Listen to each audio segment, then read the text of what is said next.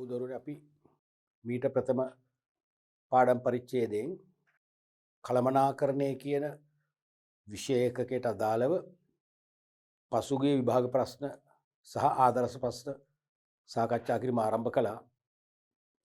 අපි ඒකෙදි 2000 වර්ෂයට ආපු දීර්ඝ ප්‍රශ්නයක් සාකච්ඡා කරා. පිළිතුරු පත්‍ර සමීක්ෂණයේදී අපේක්ෂා කරන පිළිතුරු වල ස්වභාවය, ඒ වගේම ධාරිතාවය සමග ලකුණු ලබා දෙන නැත්නම් ඔබට ලකුණු ලබා ගත හැකි ආකාරය පිළිබඳ හොඳ විශ්ලේෂණයක් කරමි. මම කලින් කිව්වා වගේම ඔබට දැනුත් මතක් කරනවා මේ ප්‍රශ්න සාකච්ඡාවවත් විශ්ලේෂණයේදී අපි අනිවාර්යයෙන්ම සෑම ප්‍රශ්නයක් තුළින්ම තවත් ප්‍රශ්න නිර්මාණය කරන නිර්මාණකරුවන් බවට ඔයගොල්ලෝ පත් වෙන්න ඕනේ. නිකම්ම ප්‍රශ්නයකට අවශ්‍ය පිළිතුර ලබාගෙන ඒ පිළිතුර කටපාඩමේ මතක තබාගෙන විභාගයට ගිහිල්ලා අසාර්ථක වෑයමක යෙදෙන සිසුන් වෙන්න එපා. අපි සාකච්ඡා කරන ඕනම ප්‍රශ්නයක් තවත් මුහුණුවරකින් පේපර් එකට එනවා. ඕක තමයි සාමාන්‍ය ස්වභාවය. දැන් සිලබස් එකේ කිසියම් මාතෘකාවක් ගත්තම ඒ මාතෘකාවේ සීමා තියෙනවනේ. ඒ මාතෘකාව මේ අසීමිත මේ අපරිමිත විෂය කරුණු තියෙන මාතෘකාවක් නෙවෙයිනේ. ඉතින් ඕකෙන් දැන් මෙතෙක් ඔය සෑම මාතෘකාවකින්ම අවුරුදු 20ක් ගත්තොත් 20 තුල සෑම අස්සක් මුල්ලක් නෑරම වගේ 95%ක්ම අහලා තියෙනවා. 105ක්ම අලුතෙන් අහන්න තියෙනවා. ඒ අහන ප්‍රශ්නම මුහුණුවර වෙනස් කරලා තමයි අහන්නේ. ඉතින් අපි අන්නේ ඒ தত্ত্বය අවබෝධ කරගන්නවා. අවබෝධ කරගන්න අපි සාකච්ඡා කරන සෑම ප්‍රශ්නයක්ම එක් කෝණයන්ගෙන් එක් ස්වරූප වලින් වෙනස් වූ ප්‍රශ්න බවට ප්‍රතිනිර්මාණය කරන්න ඔබ වෙහෙසෙන්නට ඕනේ. ඒ වෙහෙසීම අවසන් මේ කොතනින්ද? ඕනෑම විෂය ඒකකයකින් ඕනෑම මුහුණුවරකින් ආන විභාග ප්‍රශ්නයකට නිසි පිළිතුරු ඊටාම සරලව කිසිදු පීඩනයකින් තොරව විශ්වාසයෙන් යුතුව නිවැරදිව ඔබ ලියන්න අනිවාර්යයෙන්ම තාක්ෂණේ උකහා ගැනීමක් තමයි කරන්නේ. පැහැදිලිනේ? ඒ නිසා මේ ප්‍රශ්න විශ්ලේෂණය කිරීම විෂය කරුණු ඉගෙන ගන්නවා හා සමානව හෝ ඊටත් වඩා විභාග පිළිතුරුපත් ලිවීමට අවශ්‍ය හොඳ පදනමක් නැත්නම් අත්විවරමක් වෙනවා ඇති. පැහැදිලිනේ? අපි අද මුලින්ම කතා කරන්න යන්නේ 2001 විභාග ප්‍රශ්නය තුලින් යොමු වෙච්ච ප්‍රශ්නයක්. මේකෙත් සම්පූර්ණ ප්‍රශ්නයම ලකුණු කියන්නේ මුළු ගානම ලකුණු 20ම හෝ මම හිතන 18ක් ලකුණු 18ම කළමනාකරණ ඒකකින් තමයි යොමු වෙලා තියෙන්නේ. ඇතැම් අවුරුදු වල තවත් ප්‍රශ්න දෙකක් විතර අමතරව අහනවා. පළවෙනි එක තමයි 3 රෝම ඉලක්කම් 1. 2001 අවුරුද්දේ 3 වෙනි ප්‍රශ්නේ රෝම ඉලක්කම් 1 වශයෙන් ඇහුවා කළමනාකරණ යන අර්ථ දක්වන්න. තාම අහනවා මේක යල්පෙල්ල නැහැ. ප්‍රධානම විෂය එකකේ නිසා සිලබස් එකේ කළමනාකරණයේ අර්ථකථනය තාම අහනවා. කලට මනාවට වැඩ කිරීම. කළමනාකරණය. සංවිධානයක අරමුණු මුදුන් පමුණවා ගැනීම සඳහා සම්පත් කාර්යක්ෂම ලෙසත් සඵලදායී ලෙසත් යොදා ගැනීම. තේරුණාද? සංවිධානයක අරමුණු නැත්නම් පරමාර්ථ අරමුණු කිව්වොත් වඩා හොඳයි. පරමාර්ථ අරමුණු. තේරුණාද? මොකද දැන් මේ දෙකම පාවිච්චි කරනවානේ. අරමුණු. පරමාර්ථ අරමුණු. පරමාර්ථ අරමුණුකුත් වඩා හොඳින් පුරුදු ලියන්න. දිගු කාලීන ප්‍රතිඵල පරමාර්ථ, කෙටි කාලීන ප්‍රතිඵල අරමුණු. නැත්නම් ඉලක්ක. එහෙමකොත් එක් ප්‍රශ්නයක් නැහැ. තනි වචනකින්. මුදුන් පමුණවා ගැනීම නැත්නම් ඉෂ්ට කර ගැනීම නැත්නම් සාක්ෂාත් කර ගැනීම සඳහා සම්පත් කාර්යක්ෂම ලෙසත් සඵලදායී ලෙසත් යොදා ගැනීම. ඒ කියන්නේ සම්පත් නිවැරදි ආකාරයට, නිවැරදි වේලාවට, නිවැරදි ප්‍රමාණ වලින් භාවිතා කිරීම කියන අර්ථය. කළමනාකරණය නිවැරදි නම් කළමනාකරණයේ සාර්ථකව ක්‍රියාත්මක වෙනව නම් සම්පත් නාස්ති වෙන්න බෑ. සම්පත් නාස්ති වෙන්න බෑ. සම්පත් අවම භාවිතයකින් උපරිම ඵලදායීතාවක් ලබා දෙන ආකාරයට සම්පත් මෙහෙවන්නට ඕනේ. ඒක තමයි කළමනාකරණය වෙන්නේ. එහෙම නැත්නම් අපිට ලියන්න පුළුවන් හෝ සංවිධානයක අරමුණු. මෙතනට අර වගේ දාන්න පුළුවන් පරමාර්ථ අරමුණු නැත්නම් ඉලක්ක කියලා දාන්න පුළුවන් පොදුයි. ඉලක්ක. ඉලක්කයත් හරි. කාර්යක්ෂම හා සඵලදායක ලෙස ඉටු කර ගැනීම සඳහා භෞතික මූල්‍ය මානව හා තොරතුරු යන සම්පත් සැලසුම් කිරීම, සංවිධානය කිරීම, මෙහෙයවීම හා පාලනය කිරීමේ ක්‍රියාවලිය. ඒ නිර්වචනයත් හොඳයි. කෙලින්ම කළමනාකරන ක්‍රියාවලිය අන්තර්ගත කරන ලද අර්ථකථනය. කළමනාකරන ක්‍රියාවලියේ මූලිකාංග 4ම අන්තර්ගත කරපු නිර්වචනය. තේරුණාද? සංවිධාන, පරමාර්ථ, අරමුණු. එක්ක සංවිධාන, ඉලක්ක. අරමුණු වලට හුරු වෙන්න එපා. එක්ක ඉලක්ක නැත්නම් පරමාර්ථ, අරමුණු. කාර්යක්ෂමව හා සඵලදායී ලෙස. ඒ කියන්නේ නිවැරදි දේ නිවැරදිව කිරීම කියන එකනේ කියන්නේ. ඉලක්ක කාර්යක්ෂමව හා සඵලදායක ලෙස ඉටු කර ගැනීම පිණිස භෞතික, මූල්‍ය, මානව හා තොරතුරු කියලා තිබුණාට ඕනනම් අපිට තවත් දික් කරත හැකියි. දැන් තව සම්පත් තියෙනවා, කාලයේ සම්පත. නේ? ගනුදෙනු කරු සම්පත ඒ වගේ. මානව, තොරතුරු හා අනිකුත් සම්පත් කියලා ඕනනම් දාන්න පුළුවන්. නැත්නම් මේ තුන ලිව්වත් ඇති භෞතික, මූල්‍ය, මානව ආදී සම්පත් කිව්වොත් හරි. තේරුණාද? සම්පත් සැලසුම් කිරීම, සංවිධානය කිරීම, මෙහෙයවීම හා පාලනය කිරීමේ ක්‍රියාවලිය තමයි කළමනාකරණය කියන්නේ. එතකොට මේ අර්ථකථනයෙන් කළමනාකරණය ගැන සමස්ත අර්ථකථනයක් ඇවිල්ලා තියෙනවා. මතකනේ සැලසුම් කිරීම කියන්නේ සංවිධාන ඉලක්ක තීරණය කිරීම හා ඒවා ළඟා කර ගැනීමට කළ යුතු දේ තීරණය කිරීම. සංවිධානකරණයෙන් කරන්නේ මොකද්ද? ඒවා නිවැරදිව ඉෂ්ට කරන්න අවශ්‍ය පසුබිම නිර්මාණය කරන එක. නැත්තම් සම්පත් හා පුද්ගලයන් අතර විධිමත් සම්බන්ධතා ඇති කරලා හොඳින් සැලසුම් කළ දේ ක්‍රියාත්මක කරන්න පසුබිම සැකසීම. මෙහෙයවීමේදී කිව්වේ sannivedanaya, අභිප්‍රේරණය, නායකත්වයේ තුලින් සේවකයන් නැත්නම් සහකරුවන්ට මඟ පෙන්වීම හා ඔවුන් කාර්ය සඳහා පෙළඹවීම. පාලනය කියලා කිව්වේ අපේක්ෂිත ප්‍රතිඵල සමග සත්‍ය ප්‍රතිඵල ගැලපෙනවද කියලා බලනවා. නොගැලපේ නම් විචලතා හඳුනාගෙන නිවැරදි කිරීමේ ක්‍රියාමාර්ග ගන්නවා. එහෙනම් සමස්ත කළමනාකරණයේ විෂයපතේ මේ අර්ථකථනය තියෙනවා. මෙම අදහස අන්තර්ගත පිළිතුරට ලකුණු 3ක්ම දීලා තියෙනවා. කිරීම ලකුණු 3ක්. මොකද කළමනාකරණයේ අර්ථකථනයත් නිවැරදිවම කරන්න අපිට හැකියාව තියෙනවා. මේ තින් නිර්වචන දෙකෙන් එකක්ම විය යුතු නැහැ. තේරෙනවද? දැන් මේක පීටර් ඩකර්ගේ අර්ථකථනයනේ. ඕනනම් අපිට අර මාරිපාක පොලොට්ගේ අර්ථකථනයක් දෙන්න පුළුවන්. මොකද්ද? අන් අය සමග සහ අන් අය ලවා වැඩ කරවා ගැනීමේ කලාව කළමනාකරණය. මේ අර්ථකථනය යන්න පුළුවන්. ඒක කටපාඩම් කරන්න ඕනේ නැහැ. ඔළුවේ තියනවා ලියන්න පුළුවන්. අන් අය සමග සහ අන් අය ලවා වැඩ කරවා ගැනීමේ කලාව කළමනාකරණය. ඒකත් කලාවක්. මොකද හැමෝටම බෑ තවත් කට්ටියක් එකට වැඩ කරන්න ගැටුම්. එහෙනම් මට අන් අයත් සමග ගැටුම් නැතුව සහයෝගයෙන් සුහදව මිත්‍රශීලී වැඩ කරන්න පුළුවන්. සහ මට ඒගොල්ලන්ගෙන් උපක්‍රමික ලෙස මට අවශ්‍ය වැඩධාරිතාවය ලබා ගන්න පුළුවන්. වැඩ කරව ගන්නත් පුළුවන්. ඒ කලාව මල් ළඟ තියෙනවා. ඒක තමයි කළමනාකරණය කියන්නේ. ඒව ලියන්න පුළුවන්. තේරුණාද? එහෙම නැත්නම් මේකම ලියන්න පුළුවන්. දැන් මේ ෆෝමැට් එක එහෙට මෙහෙට කරන්න පුළුවන් අපිට. සංවිධානයක් සතු භෞතික, මානව, මූල්‍ය, තොරතුරු ආදී සම්පත් කාර්යක්ෂමව හා සඵලදායක ලෙස සැලසුම් කිරීම, සංවිධානය කිරීම, මෙහෙයවීම හා පාලනය කිරීම තුළින් සංවිධාන ඉලක්ක ළඟා කර ගැනීමයි. නැත්නම් සංවිධාන ඉලක්ක ළඟා කර ගැනීමේ ක්‍රියාවලියයි. ඒ වගේ මුල අග මැද මිශ්‍ර කරන්න පුළුවන්. මිශ්‍ර කරලා අර්ථකථනය තමන්ට හදන්න පුළුවන්. පැහැදිලිනේ? අපි බලමු ඊළඟ ප්‍රශ්නය. රෝම ඉලක්කම් 2. සැලැස්මක් සකස් කිරීමේදී අවධානය යොමු කළ යුතු මූල ධර්ම කවරේද? මතකනේ? මම කලින් පරිච්ඡේදෙදි මට මතකයි කිව්වා වගේ මොකද්ද? කළමනාකරණයෙන් ප්‍රශ්න 100ක් අහනවා කියලා හිතුවොත් උපකල්පනය කළොත් 100න් 60ක්ම අහන්නේ සැලසුම් කරණය හා සංවිධානකරණය. මෙහෙයවීම හා පාලනයෙන් අහන්නේ 40%යි. ඒ නිසා වැදගත්ම කළමනාකරණ උපාංග දෙක තමයි සැලසුම් කරණය සහ සංවිධානකරණය. ඉතින් සාමාන්‍යයෙන් සැලසුම් කරණයෙන් ප්‍රශ්නයක් දෙකක් අහනවාමයි. මොකද කළමනාකරණයේ ආරම්භයේනේ සෙසු කළමනාකරණ කාර්යයන් 3ට පවා පාර විවෘත කරන්නේ සැලසුම් කරණය කියන මූලික ක්‍රියාව මගින්. එහෙනම් සැලැස්මක් සකස් කිරීමේදී අවධානය යොමු කළ යුතු මූලධර්ම. දැන් සැලසුම් කරණයේ අවසාන ප්‍රතිඵලනේ සැලැස්ම කියලා කියන්නේ.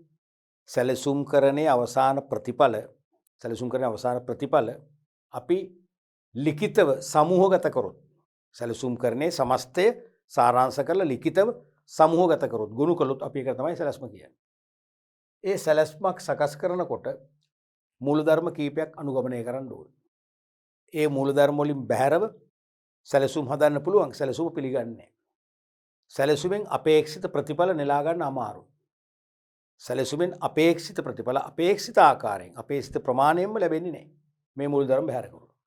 තේරෙනවද? ඒ කියන්නේ මේ මූලධර්ම බැහැර කළා කියලා මේ දඬුවම් ලැබිය හැකි වරදක් නෙවෙයි. නීති විරෝධී ක්‍රියාවක් නෙවෙයි. නමුත් ඒ සැලසුම නාමික සැලසුමක් වෙනවා. ප්‍රතිඵල රහිත සැලසුමක් වෙනවා. ප්‍රතිඵල සහිත ඵලදායී සැලසුමක් කරගන්න මෙන්න මේ මූලධර්ම මත පිහිටා ඒ සැලසුම් සකස් කරන්න ඕනේ. මතකනකොට නිතරම විභාගයට අහනවා. පළවෙනි එක තමයි පරමාර්ථ මත පදනම් විය යුතු. ඔක වඩා හොඳයි පරමාර්ථ හා අරමුණු මත කියලා කිව්වනම්. තේරෙනවද? දෙකම ලිව්වනම්. පරමාර්ථ හා අරමුණු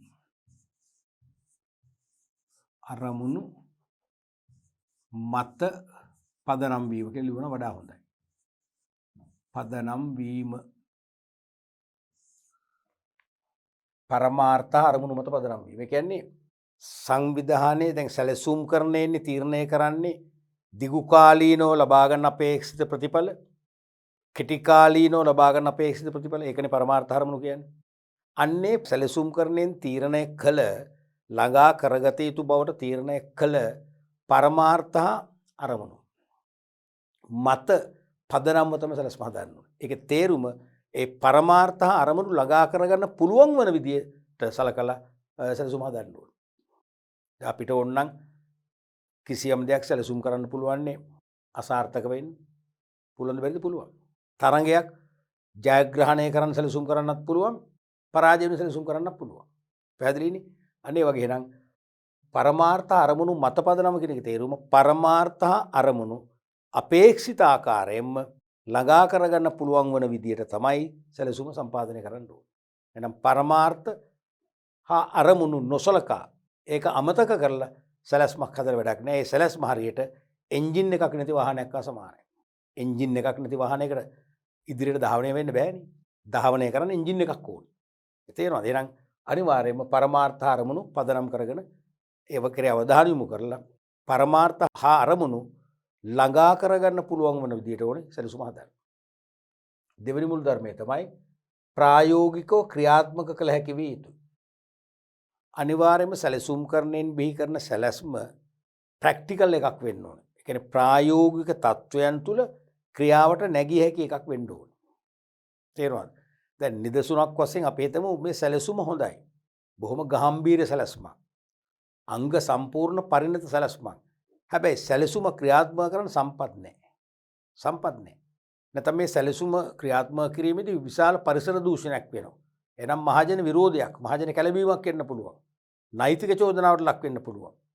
අධිකරණ තීන්දුව මගින් මේ සැලසුම තහනම් කරන්න පුළුවන්. ඒතර ප්‍රායෝගිකව ක්‍රියාත්මක කරන්න බෑ. එනම් පවතින නීති රීති වලට එකඟ වෙන්න ඕන. සංවිධාන සතු සම්පත් ශක්්‍යතාවයෙන් වැඩ ගන්න පුළුවන් සැලසුමක් වෙන්නට ඕන. තේරුණාද? අන්තරංගකාරී ව්‍යාපාරිකයන් හානි කර නොවන එකක් වෙන්න ඕනේ. හානි කරුණොත් ඒත් ඒගොල්ලෝ මේකට විරුද්ධ වෙනවා. එනම් ප්‍රායෝගික තත්ත්වයන් තුල ක්‍රියාත්මක කළ හැකි මට්ටමේ සැලසුමක් වෙන්න ඕනේ. දෙවෙනි මුල් ධර්මය.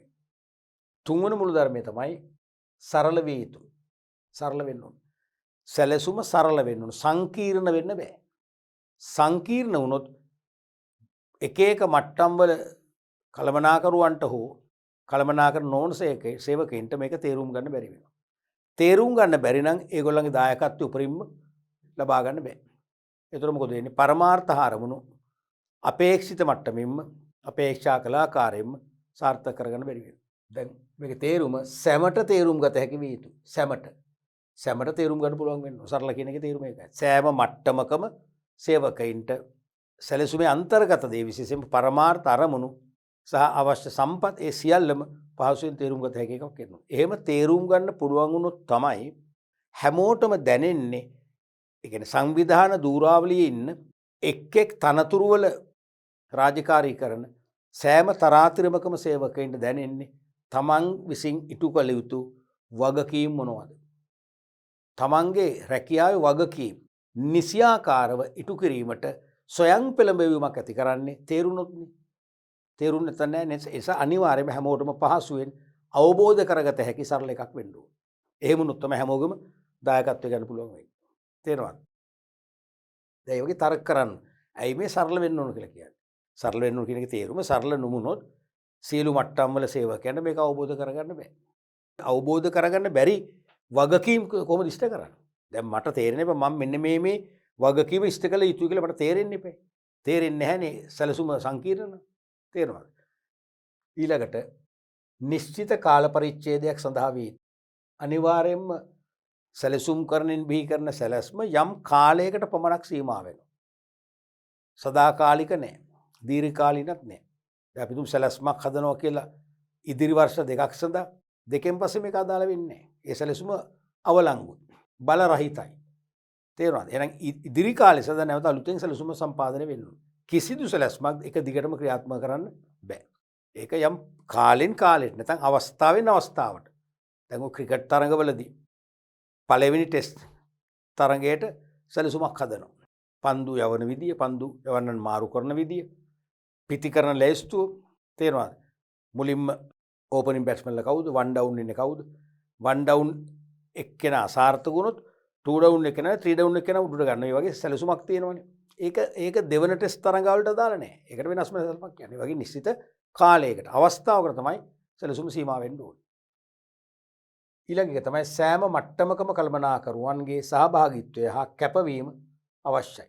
මේක කන්ට්‍රෝල් ඉන් චීෆ් දැම්මට කැපවීම අවශ්‍යයි. මේක වැරදි ඇත්තටම මේක එන්න ඕනේ සෑම මට්ටමකම කළමනාකරුවන්ගේ සහභාගීත්වය. මේක තමයි වැදගත්ම දේ. සෑම මට්ටම කළමනාකරුවන්ගේ සහභාගීත්වය ලැබෙන පරිදි සැලසුම හදන්න ඕනේ. කැප වෙන්නෙත් ඊට පස්සේනේ. තේරුණාද? ඒ කියන්නේ අපි තුමු කළමනාකරන මට්ටම් 10ක් තියෙනවා කියලා. ඒ කළමනාකරන මට්ටම් 10 කළමනාකරු 10 දෙනෙක් ඉන්නවා. 10 දෙනාටම අනිවාර්යයෙන්ම යම්කිසි හෝ වගකීමක් පැවරෙන්න ඕන සැලසුමකින්. ඒ 10 දෙනාගෙන් කෙනෙක් හෝ දෙන්නෙක් මග ඇරෙනවා. ඒගොල්ලන්ට කිසිදු වගකීමක් නැහැ, කිසිදු බලයක් නැත්නම් අධිකාරියක් නැහැ. බලතල පැවරෙන්නේ නැත්නම් ඒගොල්ලෝ හුදකලා වෙනවා. ඒගොල්ලෝ කලකිරෙනවා. එක්කෝ ඒගොල්ලන්ගෙන් ලැබෙන්න ඕනේ ශ්‍රමදායකත්වය ලැබෙන්නේ නැහැ. ඒගොල්ලෝ සතු දැනුම ඒගොල්ලෝ පරිත්‍යාග කරන්නේ නැහැ ව්‍යාපාරයට. එක පැත්තක්.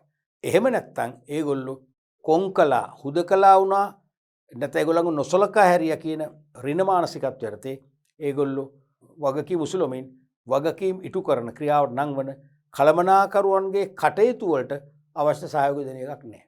හෝ එතනින් නොනවති එම කටයුතු කඩාකප්පල් වන ආකාරයේ යටි ක්‍රියාමාර්ග මේගොල්ලන්ට දියත් කරන්න මේගොල්ලෝ පෙළඹෙන්න පුළුවන්. ඒක ඊටාම භයානකයි. ඒ නිසා සියලු මට්ටම් වල කළමනාකරුවන්ගේ සහභාගීත්වය, දායකත්වය ලබා ගන්න පුළුවන් වන විදියට හැමෝටම වගකීම් ප්‍රමාණයක් පැවරෙන විදියට සැලසුම සම්පාදනය කරන්න ඕනේ. තේරුණානේ? ඔන්න වගේ මූලධර්ම කීපයක්ම තියෙනවා සැලසුම් සම්පාදනයේ. තව ප්‍රධානම එකක් මොකක්ද? ප්‍රමුඛතාවය. ප්‍රයොරිටි. ඒ කියන්නේ අනේ සෙසු කළමනාකරන කාර්යයන්, සෙසු සියලු කළමනාකරන කාර්යයන්ට පෙර සැලසුම සම්පාදනය වෙන්න ඕනේ. තේරුණාද? හයවෙනි එක තමයි ප්‍රමුඛතාවය. ප්‍රයොරිටි එක. ප්‍රමුඛතාවය. කරුණකට ලකුණු එක බැගින් කරුණු 3ට ලකුණු 3. ඒක ඔක්කොම බලාපොරොත්තු වෙන මොනවා හරි මූලධර්මයෙන් 3ක් ලියුණා නම් ඇති. ඊළඟට රෝම ඉලක්කම් 3 වෙනි ප්‍රශ්නය. කළමනාකරන මූලිකාංගයක් වූ සංවිධානය කිරීමට ඇතුළත් වන කාර්යයන් නම් කරන්න. කළමනාකරන මූලිකාංගයක් වූ සංවිධානය කිරීමට ඇතුළත් වන කාර්යයන් නම් කරන්න. සංවිධානය කිරීම. සංවිධාන කරන්නේ නැත්තම් සංවිධානය කිරීම. මේ දැන් සමහර පේපර්වල සංවිධානය කිරීම කියලා වචන දෙකකට එනවා. සමහර පේපර්වල මේක එකට එනවා. මම දන්නේ දෙකම හරිද? මම හිතන්නේ වඩා හරි සංවිධානය කිරීම එකට ආව නම් තමයි හොඳ. මම දන්න සිංහල භාෂාව අනුව. තේරෙනවද? කමක් නැති එක පේපර් එකේ දෙවිදිහටම එනවා. කොර අර්ථ තේරෙනවනේ. එක්ක සංවිධාන කරන්නේ. සංවිධාන කරනකොට අනිවාර්යයෙන්ම තනි වචනයක්. සංවිධාන කරණයකුත් තනි වචනයක්මයි. මේකත් වඩා හොඳයි මෙතනට එකට ආවනම්. රයිට්. ඒතර කළමනාකරන මූලිකාංගවල දෙවන කාර්යය තමයි ඕගනයිසින්. සංවිධානය කිරීම නැත්නම් සංවිධාන කරණය. ඒකටයි ඇතුළත් වන කාර්යයන් නම් කරන්න. කරුණකට ලකුණු එක බැගින් ලකුණු 3ක් දීලා තියෙන කරුණු 3කට. 3යි අපේක්ෂා කර තියෙන්නේ. බොහොම අහිංසක විදියට තමයි මේ ප්‍රශ්නේ අහලා තියෙන්නේ. සාමාන්‍යයෙන් දැන් තුනෙන් බේරෙන්නේ නැහැ. 6ක් ලියන්නම් වෙනවා. 6ක් ලියන්නම් වෙනවා. කරුණු 7ක් තියෙනවනේ. 7ම ඕනෙත් නැහැ. 6ක් ලියන්නම් වෙනවා. පළවෙනි එක තමයි අර work to be done කියලා අපි කිව්වේ. කළ යුතු කාර්යයන් හඳුනා ගැනීම. කළ යුතු කාර්යයන් හඳුනා ගැනීම. දෙවෙනි එක තමයි වැඩ බෙදීම. ඒක දැන් මේකේ දෙකම ඒකාබද්ධ කරලා දාලා තියෙන්නේ. මේ දෙක දෙකක් පැහැදිලිව. තේරුණාද? පළවෙනි එක work to be done. කළ යුතු කාර්යයන් හඳුනා ගැනීම. දෙවෙනි එක තමයි කාර්යයන් බෙදාවින් කිරීම. නැත්නම් වැඩ බෙදීම, ශ්‍රම විභජනය. ඒ කියන්නේ එක් ශ්‍රමිකයාගේ දක්ෂතාවයෙන් උපරිම ප්‍රයෝජන ගන්න පුළුවන් වන විදියට ඊටාම සරලව පහසුවෙන් තාර්කික ලෙස ඉටු කළ හැකි කුඩා කාර්යයන් බවට බෙදාවෙන් කරනවා. ඒක තමයි දෙවෙනි එක. තුන්වෙනි එක තමයි දෙපාර්තමේන්තු ඇති කිරීම. නැත්නම් අංශ ඇති කිරීම කොත් කමක් නැහැ. ඒකක ඇති කිරීම කොත් කමක් නැහැ. නමුත් වඩා හරි වැඩිපුර භාවිතා වෙන්නේ දෙපාර්තමේන්තු ඇතිකරණය කියන එක. නැත්නම් දෙපාර්තමේන්තු කරණය කියන එක. දෙපාර්තමේන්තු ස්ථාපිත කිරීම. මේ කිව්වේ මොකද්ද? පොදු ලක්ෂණ පදනම්ව සමාන කාර්යයන් එකට කාණ්ඩගත කිරීම. ඒක තමයි දෙපාර්තමේන්තු කරණය කියන්නේ. ඒ කියන්නේ තනතුරු වල පොදු ලක්ෂණ පදනම් කරගෙන එකම ලයින් එකක, එකම රේඛාවක, එකම ධාරාවක සක්‍රිය වෙන තනතුරු එකට එකතු කරනවා. ඒකට ඒකාංශයක් හැදෙනවා. ඩිපාර්ට්මන්ට් එකක් හැදෙනවා. අපි හිතමු ඇඟලුම් කම්හලක ඇඳුම් මසන අය ඉන්නෝ කීප දෙනෙක්. ඒගොල්ලෝ එකම රේඛාවේ යන්නේ. සමජාතීය කාර්යයන් කරන. එහෙනම් ඒ ඇඳුම් මසන ඔක්කොම එකට එකතු කරලා අපි හිතමු එක ශාලාවකට ඒගොල්ලෝ ස්ථානගත කරොත් අන්න දෙපාර්තමේන්තුව මැහුම් අංශය කියලා දෙපාර්තමේන්තුවක් හැදෙනවා. තේරෙනවද? ඊළඟ එක තමයි බලතල සහ වගකීම් බෙදා හැරීම. ඒ දෙපාර්තමේන්තුව ඇති කියලා දෙපාර්තමේන්තු වලින් එක් සේවකයාගේ තනතුරේ රාජකාරී කරන්න අවශ්‍ය බලතල ලබා දෙනවා. ඒ කියන්නේ අධිකාරී බලය, නීති මෙහෙමිකම ලබා දෙනවා. දුන්නම ඒ කාර්යයන් නිම කර ඉහළ කළමනාකරණයට එක්ක සුපරීක්ෂකකට වාර්තා කිරීමට බැඳියාවක් ඇති වෙනවා. ඒක තමයි වගකීම් කියන්නේ. එහෙනම් බලතල ලැබීමත් සමගම සේවකයාට ඊළඟට වගකීම් අනිවාර්යයෙන්ම ඇති වෙනවා. බලතල සහ වගකීම් බෙදා හැරීමත් ඇති කිරීම. ඊළඟට මේකේ දීලා නැහැ කමන්නේ ලියන්න පුළුවන් තව මොනවද? ඊට පස්සේ වැඩ කිරීමේ ක්‍රියාපටිපාටි. හෙවත් ප්‍රමිති ඇති කිරීම. අනිවාර්යයෙන්ම සේවකයෙකුට තමන්ගේ රාජකාරිය තනතුරට ලැබෙන කාර්යයන් වල සීමා තියෙනවනේ. සීමාව ඉක්මවට කරන්න ඕනේ නැහැ. ඒ සීමාවන් ස්ථාපිත කරනවා. නැත්නම් ප්‍රමිති ස්ථාපිත කරනවා. ඊට පස්සේ තනතුරු වල සේවකයන්ට පැවරෙන වගකීම් ඉෂ්ට කරන්න විවිධ වූ සම්පත් ඕනේ. ලිපි ද්‍රව්‍ය, එවක උපකරණ, පරිගණකයන්ට, ගණකයන්ට, එකතු කිරීමයන්ට විවිධ දේවල් ඕනනේ. අන්නේ සීමිත සම්පත් ඉතා යෝග්‍ය පරිදි තනතුරු වෙත බෙදා දෙනවා. ඒක තමයි මේක ඊළඟ එක නමුත් මේක දීලා නැහැ එකට. අවසන් එක තමයි සමායෝජනය. ඒ කියන්නේ මොකද්ද? සියලුම දෙපාර්තමේන්තු හා සියලුම සේවක කටයුතු ඉලක්ක ළඟා කර ගැනීම දෙසට යොමු කරවීම. සංවිධානකරණයේ වැදගත්ම රාජකාරිය ඕකයි. සියලු දෙපාර්තමේන්තු සියලු සේවක කටයුතු ඉලක්ක ළඟා කර ගැනීම දෙසට යොමු කරවීම. තේරුණාද? එහෙම වුණොත් තමයි අර කාර්යක්ෂමතාවය කියන එක ඇති වෙලා නිවැරදිව මෙහෙයුම් ක්‍රියාවලිය දියත් කරලා පහසු ඉලක්ක ළඟා කරගන්න පුළුවන් පරිසරයක් හැදෙන්න. එහෙම නැත්නම් බෑ. සමායෝජනය අනිවාර්යයෙන්ම සංවිධානකරණයේ අවසන් ඒ වගේම ඵලදායි වැදගත්ම කාර්ය වෙනවා ඇති. ඕනෑම කරුණු තුනකට ලකුණු තුනක් දීලා තියෙනවා. අද නම් අනිවාර්යයෙන්ම මම 6ක්ම ලියන්න ඕනේ. අපි බලමු ඊළඟ ප්‍රශ්නය. රෝම ඉලක්කම් 4. ව්‍යාපාරයක සාර්ථකත්වය නායකත්වයේ මත රඳා පවතී. පැහැදිලි කරන්න. ව්‍යාපාරයක සාර්ථකත්වය නායකත්වයේ මත රඳා පවතී. මතකනේ මොකද්ද නායකත්වය කියන්නේ? ලීඩර්ෂිප් කියන්නේ සේවකයින්ගේ හෝ වැඩ කණ්ඩායමක චර්යාවන් කෙරෙහි බලපෑම් කිරීමට ඇති හැකියාව තමයි නායකත්වය කියලා අපි ඉගෙන ගන්න. එක්ක තනි සේවකයින්ගේ නැත්තම් සේවකයින් කීප දෙනෙක්ගේ සිදුම්ලත් වැඩ කණ්ඩායමක වර්ක් ගෲප් එකක්. වැඩ කණ්ඩායමක චර්යාව හැසිරීම කෙරෙහි බලපෑම් කිරීමට ඇති හැකියාව. එහෙම නැත්තම් සිය අනුගාමිකයින්ගේ කටයුතු වලට බලපෑම් නොකර බලපෑම් කිරීමකින් තොරව නියමිත රාජකාරිය වුන්ලවා ඉටු කරවා ගැනීම තමයි නායකත්වය කරන්නේ. දැන් මේකෙත් නායකත්වයේ කියනකොටම Tamanට හැඟීම් දැනීම් තියෙන්න ඕනේ. මේ අහන්නේ මොන එකකෙන්ද? කලමනාකරණේ මොන එකකින්ද? මෙහෙයවීම කියන මූලිකාංගය. මොකද මෙහෙයවීම කියන මූලිකාංග තුනක් තියෙන එකක් තමයි නායකත්වයේ, අනිත් එක අභිප්‍රේරණේ, අනිත් එක sannivedanaya. අන්න එහෙම අපිට ඒ මාතෘකාව ටට්ටක් ගාලා අර ඔටෝමැටිකලි ලයිට් පත් වෙනව වගේ ටක් ගාලා Tamanට දැනෙන්න ඕනේ. ඇත්තටම ව්‍යාපාරයක් සාර්ථක වෙන නායකත්වයක් ඕනේ. රටක් සාර්ථක වෙන්න දියුණු වෙන්න නායකත්වයක් ඕනේ. එහෙමනේ තේරෙනවද? දැන් සිංගප්පූරුව කියන රට පුංචි රට ලෝකයේ පිළිගත් සංවර්ධිත දියුණු රටක් වශයෙන් දැන් පිළිගන්නවනේ. ඒ පිළිගන්න මොකද උනේ? හොඳ නායකත්වයක් නේ. ඒ සිංගප්පූරුවේ ගොඩනැගූ නායකයා. තේරෙනවද? සිංගප්පූරුව ගොඩනැගුවේ ලංකාවේ කොළඹ නගරේ දිහා බලලා. කොළඹ නගරේ එවකට පැවති ලස්සන පිළිවෙල දිහා බලයක් කියලා දින මමත් කවදා හරි මගේ රට කොළඹ වගේ හදනවා කියලා. අද මොකද වෙන්නේ? කොළඹ නෙවෙයි ලංකාවට වඩා හොඳට නිර්මාණය කළා. ඒ නායකත්වයේ තියෙන පරිණත බව, පරිපූර්ණ බව, සාර්ථකත්වය. ඒ වගේ ඕනෑම වෙලාවක සංවිධානයක්, ආයතනයක් සාර්ථක වෙන්නේ හොඳ නායකත්වයක් තිබුණොත් තමයි. තේරෙනවද? ඒ කියන්නේ නිවැරදි නායකත්වයක්, ඉලක්කගත නායකත්වයක්, ඉලක්ක කරා හඹා යන නායකත්වයක් නොතිබුණොත් එහෙම ව්‍යාපාරය සාර්ථක වෙන්නේ නැහැ. ඉලක්කගත කියන්නේ ඉලක්ක තේරුම් අරන් ඉලක්ක කෙසේ හෝ ළඟා කරගන්න පුළුවන් වුණ ආකාරයෙන් තමන්ගේ අනුගාමිකයන් මෙහෙවල අනුගාමිකයන් ලව උපරිම ධාරිතාවයක් අරගෙන ඉලක්ක කොහොම හරි පාසුවෙන් ළඟා කරගන්න නායකත්වය. ව්‍යාපාරයක අරමුණු කරා තම කණ්ඩායම සහ අනිකුත් සම්පත් මෙහෙවීමේ වගකීම පැවරෙන්නේ නායකයාටය. හරිනේ? ව්‍යාපාරය අරමුණු නැත්තම් පරමාර්ථ අරමුණු නැත්නම් ඉලක්ක කරා තම කණ්ඩායම සහ අනිකුත් සම්පත් මෙහෙවීමේ වගකීම පැවරෙන්නේ නායකයාටය. එම කාර්යයන් නිසි පරිදි ඉටු කිරීමේ බලතලද ඔහු සතු වේ. මේ නිසි ආකාරව ඉටු කිරීම මගින් ව්‍යාපාරයද සාර්ථක වේ. නිසි පරිදි ඉටු නොවුනොත් ව්‍යාපාරය අසාර්ථක වේ. පැහැදිලිනේ? මේ කියන්නේ ඒතර ව්‍යාපාරික ඉලක්ක කරා තම කණ්ඩායම සහ තමයි කියන්නේ තමන්ගේ යට තින්න සේවක අනුගාමිකයෝ. තම කණ්ඩායම අනුගාමිකයෝ. දැන් අනුගාමිකයන් කිව්වොත් කමන්නේ. අනුගාමිකයින්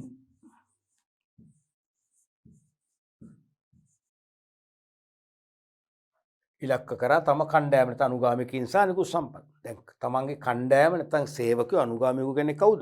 සම්පත්. මානව සම්පත්නේ. කණ්ඩායම සහ අනිකුත් සම්පත් භෞතික මූල්‍ය තොරතුරු සම්පත්. තම කණ්ඩායම සහ අනිකුත් සම්පත් මෙහෙවීමේ වගකීම පැවරෙන්නේ.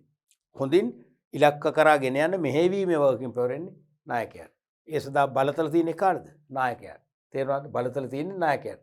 ඒ නිසා තමන් යටතේ ඉන්න සේවකයෝ හේවත් අනුගාමිකයින් සහ සෙසු සම්පත් නිසියාකාරව ඉටු කිරීමට නායකත්වය මොකද හොඳ මඟ පෙන්වීමක් කරන්න ඕනේ. හොඳ දිරිගැන්වීමක් කරන්න ඕනේ. අන්න එහෙම මඟ පෙන්වලා දිරිගැන්වීමක් කළොත් තමයි ව්‍යාපාරය සාර්ථක වෙන්නේ. එවැනි නිසි මඟ පෙන්වීමක් හෝ දිරිගැන්වීමක් කළේ නැත්නම් අනිවාර්යෙන් ව්‍යාපාරය අසාර්ථක වෙනවා. ඒ නිසා ව්‍යාපාරික සාර්ථකත්වය අනිවාර්යයෙන්ම නායකයා මත තමයි රඳන්නේ. මෙම අදහස අන්තර්ගත පිළිතුරු ලකුණු 3යි. මෙම අදහස කියන්නේ මේක one and only idea එක නෙවෙයි. තමන්ට මේ අදහස මීටත් වඩා හොඳට තමන්ගේ භාෂාව හැසිරවීමේ දැනුම පදනම් කරගෙන සාර්ථකව ලියන්න පුළුවන්. ඊළඟට මේ ප්‍රශ්නේ මෙහෙමත් අහන්න පුළුවන් කියලා ඔබ තර්ක කරන්න ඕන. ඇතැම් ව්‍යාපාර අසාර්ථකත්වයට පත්වන්නේ නිසි නායකත්වයක් ක්‍රියාත්මක නොවන නිසායි. ඇතැම් ව්‍යාපාර අසාර්ථකත්වයට පත්වන්නේ නිවැරදි නායකත්වයක් ක්‍රියාත්මක නොවන නිසායි. එකඟද පැහැදිලි කරන්න. එකඟ අනිවාර්යයි. මේකම නිපැත්තනේ කිව්වේ. නිවැරදි නායකත්වයක් තිබුණේ නැත්නම් මානව සම්පත් ඇතුළු සෙසු සම්පත් නිවැරදි ආකාරයෙන් තේරෙනවා. නිවැරදි ආකාරයෙන් නැත්නම් කාර්යක්ෂම ලෙස මෙහෙවීම හැකියාව ලැබෙන්නේ නැහැ. මානව සම්පත් ඇතුළු සියලුම සම්පත් ඊටාම ඉහළ ප්‍රතිඵල ගන්න පුළුවන් වන විදියට මෙහෙවන්න නැත්නම් සක්‍රිය කරන්න පුළුවන්කම තියෙන්නේ නායකත්වයක් තිබුණු පමණයි. එහෙම නැත්නම් සාර්ථකයි. ඊළඟට ප්‍රශ්න බලමු අපි. රෝම ඉලක්කම් 5. කෙටි සටහන් ලියන්න. දෘෂ්ටිය නැත්නම් දැක්ම. විෂන් මතකයිනේ. සමස්ත සංවිධානයේ මාර්ගෝපදේශකත්වයේ සලසන අභිප්‍රේරකයක් හෝ මෙහෙවීමක්. එහෙම කිව්වොත් හරි. සමස්ත සංවිධානයේ මාර්ගෝපදේශකත්වයේ සලසන අභිප්‍රේරකයක් නැත්නම් මෙහෙවීමක් තමයි දැක්ම කියන්නේ.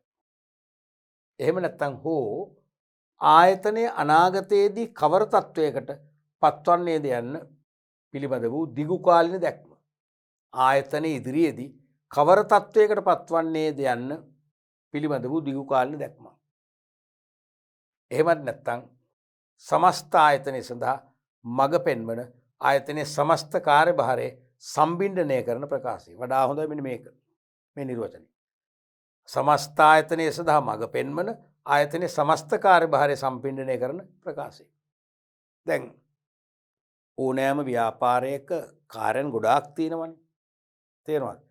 එකිනෙකට බැඳුණු උපකාරයන් ගණනාවක් එකතු වෙලා තමයි මූලික කාර්ය ටාක්ස් එක හැදලා තියෙන්නේ. එහෙනම් කාර්ය සමූහයක්. එහෙනම් ඒකයි කියන්නේ සමස්ත ආයතනයට මඟ පෙන්වන ආයතනයේ සමස්ත කාර්යභාරය සම්පින්ඩනය කරන. ඒ කියන්නේ සියලුම කාර්යභාරයන් එකට එකතු කරලා මිරිකල ගත්තම අනාගතයේදී ළඟා කරගන්න අපේක්ෂිත සිහිනයක් තියෙනවා. ඒක ලිඛිත ප්‍රකාශයක් වශයෙන් හදනවා. ඒ අනාගත සිහින ප්‍රකාශය තමයි දැක්ම නැත්තම් දෘෂ්ටිය කියලා කියන විෂන් කියලා කියන්නේ. මතකන ඕකම නියුන් සහෝදරයව ගැන සංකල්පේ ටූන්ස්ල මොකද්ද? මිෂන්. මෙහෙවර නැත්තම් නිෂ්ඨාව ප්‍රකාශය.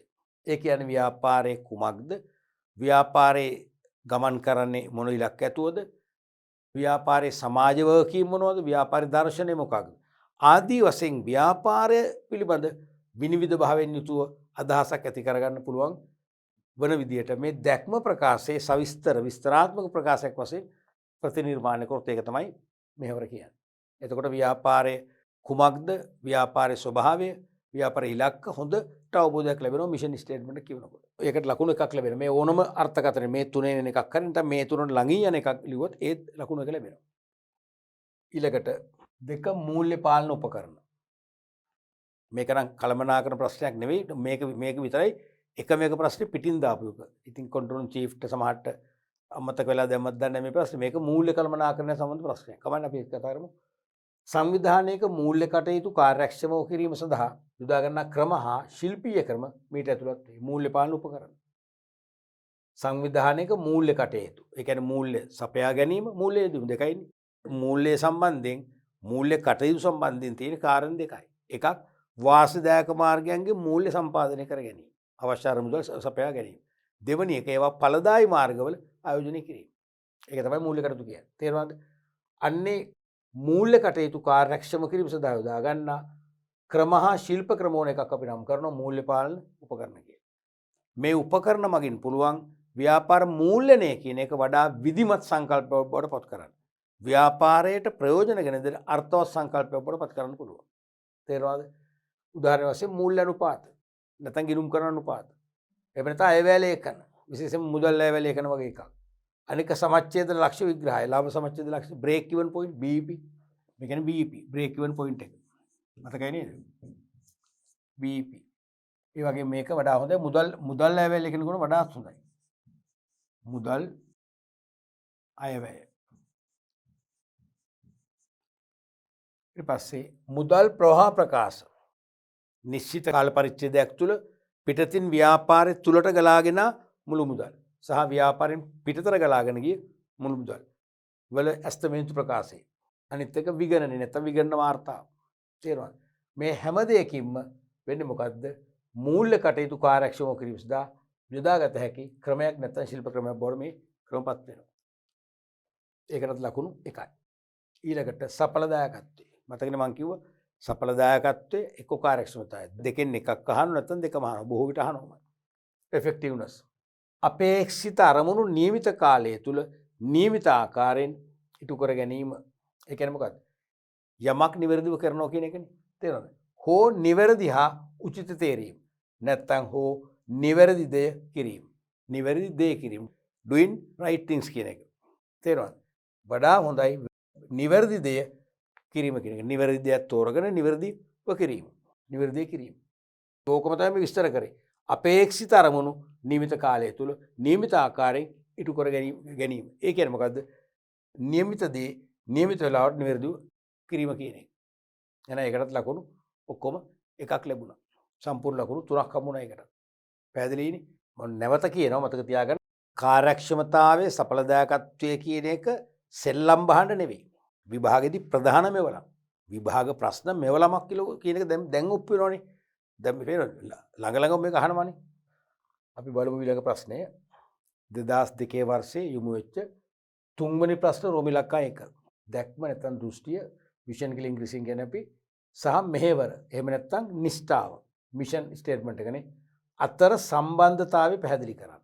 අතර සම්බන්ධතාවය පැහැදිලි කරන්න. ආයතනයේ සමස්ත කාර්යභාරය සම්පිණ්ඩනය කර දක්වන ප්‍රකාශය දෘෂ්ටිය වන අතර ඒ තවදුරටත් පුළුල් ලෙස පැහැදිලි කිරීමක් නිෂ්ඨාව මගින් සිදුවේ.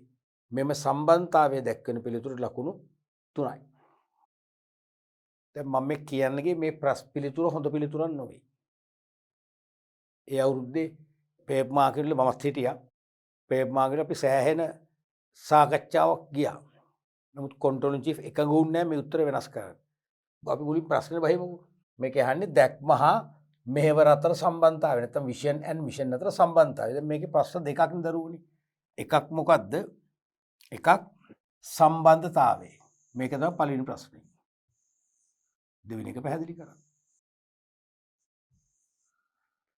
සම්බන්ධතාවය පැහැදිලි කරන්න. දැන් මේ දෙකේ වෙනස ඇහුවේ නෑනේ. තේරුණාද? දැන් මේ සම්බන්ධතාවය පැහැදිලි කරන්න කියන එකයි වෙනස පැහැදිලි කරන්න කියන එකයි දෙකක් නේ. වෙනස පැහැදිලි කරන්න කියන එක දෙකක් නේ. දැන් ඇත්තටම වෙනස පැහැදිලි කරන්න කියලා ඇහුවනම් වෙනස පැහැදිලි කරන්න කියලා ඇහුවනම් මේකේ ගැටලුවට මෙන්න මේ ප්‍රශ්නෙට මේ උත්තරේ 100%ක්ම හරි. 100%ක්ම හරි. 100%ක්ම හරි. එතන තර්කයක් නැහැ. තේරෙනවද?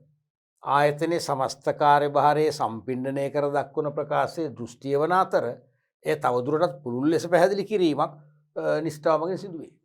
නිර්වචනය නිදිකරේ. ඒක හරි වෙනස පැහැදිලි කරන්න කිව්වනම්. මේ අහන්නේ වෙනස නෙවෙයි සම්බන්ධතාවය පැහැදිලි කරන්න. සම්බන්ධතාවය පැහැදිලි කරන්න. දැන් මේ කන්ට්‍රෝල් චීෆ්ටත් පොඩ්ඩක් මගහැරිච්ච තැනක් ඉතින්. යා පිළිගන්න එකග උන්නේ නැහැ. තේරුණාද? නමුත් මේ පිළිතුර මතුවර බලාපොරොත්තු වෙන්න එපා. සම්බන්ධතාවය පහදන්නකොත් සම්බන්ධතාවය විතරයි ලියන්නේ. උත්තරේ සාරය වෙන්න ඕනේ ක්‍රීමක වෙන්න ඕනේ සම්බන්ධතාවය. වෙනස පැහැදිලි කරන්න කිව්වොත් ඔන්න මේක හරි. වෙනස පැහැදිලි කරනකොත් මේක හරි. තේරෙනවනේ? මොකද්ද වෙන්න ඕනේ එහෙනම්? කියවෙන්න මේක මොකද්ද සම්බන්ධය? සම්බන්ධය තමයි පළමුව ව්‍යාපාරයේ දෘෂ්ටිය තීරණය කරනවා. නැත්නම් පළමුව දිගුකාලීනව දැන් නැත්නම් පළමුව සියලු ව්‍යාපාර කාර්යයන් සම්පින්ඩනය කළ විට ළඟා කරගන්න අපේක්ෂිත තත්ත්වය නැත්නම් අනාගත සිහිනය වන දැක්ම තීරණය කරනවා. කරලා එය වඩාත් පැහැදිලි වන ආකාරයට පුළුල් ලෙස කොහොමත් ඒක පොඩි අර්ථයක් එනවා. නමුත් වඩා හොඳයි එය ව්‍යාපාරයේ කුමක්දයි පැහැදිලි වන ආකාරයට ඒ සවිස්තර ප්‍රකාශයක් බවට පත් කිරීමෙන් මොකද්ද මිෂන් එක නැත්තම් මෙහෙවර ප්‍රකාශය නිර්මාණය කරගන්නවා. අර මුලින්ම කෙරෙන්නේ විෂන් එක තීරණය කරනවා කියන එක තමයි මුලින්ම කියවෙන්නේ. ඒ විෂන් එක තීරණය කළා ඒක ව්‍යාපාරේ කුමක්දයි හොඳින් හෙළිදරව් වෙන්න. හොඳින් තහවුරු වන ආකාරයට සවිස්තරාත්මක ප්‍රකාශයක් බවට පත් කිරීමෙන් මෙහෙවර නිර්මාණය කරගන්න කියන අදහස ආව නම් තමයි වඩා හොඳම වෙන්නේ ඔකට. මෙන්න යෝජිත පිළිතුර.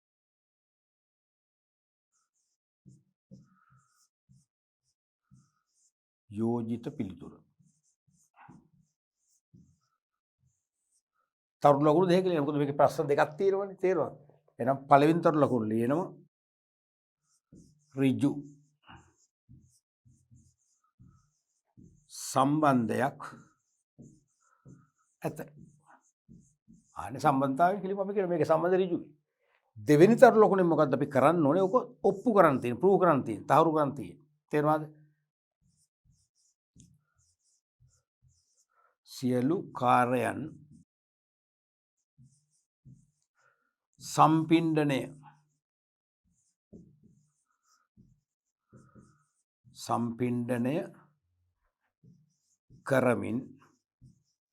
කරමින් දැක්ම ඒක උන හයිලයිට් කරලා පෙන්නනවා අපි ඩබල් ඉන්වර්ට් එකම දාලා දැක්ම නිර්මාණය කළ පසු අර්ථකථනය කරන්න ඕනේ නිර්මාණය කළ පසු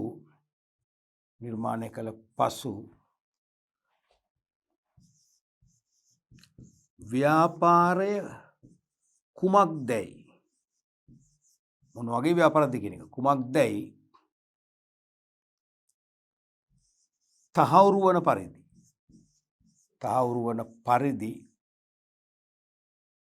තහවුරු වන පරිදි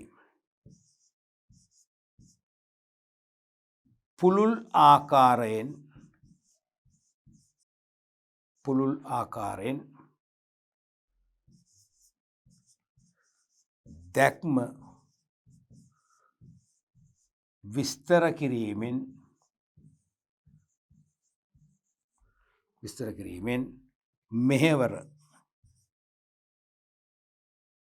මෙහෙවර නිර්මාණය වේ. නැත්නම් නිර්මාණය කරයි.